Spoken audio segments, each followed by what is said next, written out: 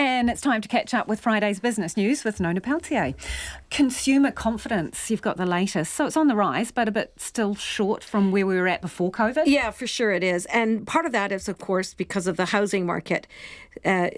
Really, confidence where the housing market is concerned is at the highest level it's been since they first started asking that question in 2010. So this is the ANZ Consumer Confidence Survey that they do with Roy Morgan.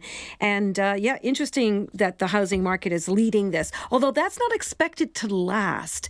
And the reason is not because so much prices are going to drop, but that the housing affordability is such that really it will start to run out of steam because it will start to depress people because they can't buy a house. So right now it's good, but later on not so good. And one of the things that we did see in this latest survey is the number of people prepared to spend their money on a large household item. It rose a net 21% think it's a good time. That's kind of interesting. And a lot of that is sort of money that would have gone for, say, overseas spending is now staying at home, so people don't have the opportunity to travel.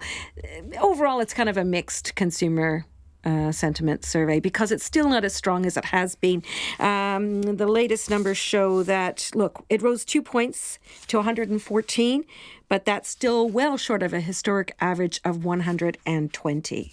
Now, remind me, what period was it taken over? This is the confidence over January. Right. So this month just ended. Yeah. So it's pretty up to date. It's as up to date as we're going to have for today. Yeah. Okay, well, let's look now at these share trading platforms, right? So a lot of people have got into this over lockdown as well, but there's a couple of, well, they're not glitches, but difficulties with foreign stocks. What's going on? Well, there was this a surge in a share price in a company called GameStop, and it's a retail bricks and mortar business. And so what happens, institutional investors will short sell their stocks.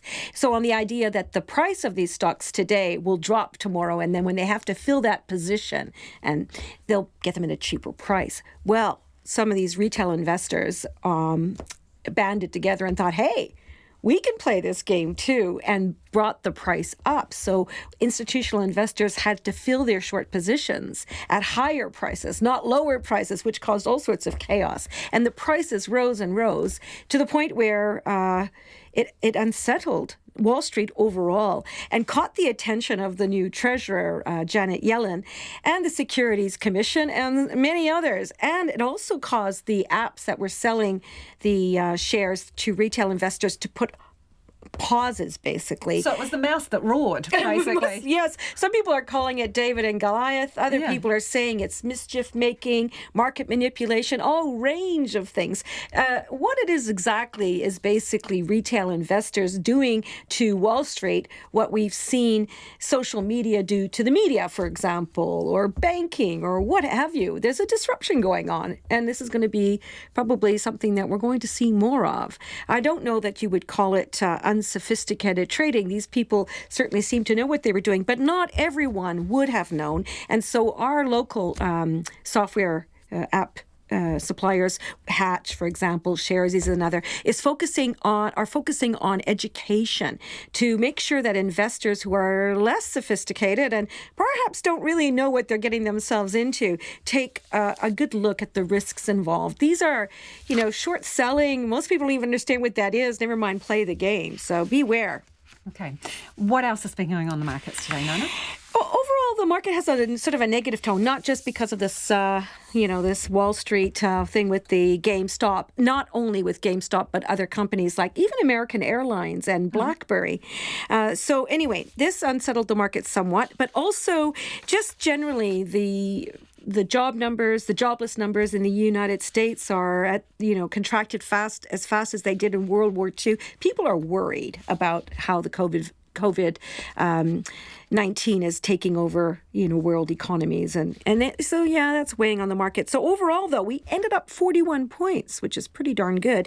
That's a rise of 0.3% to 13,127.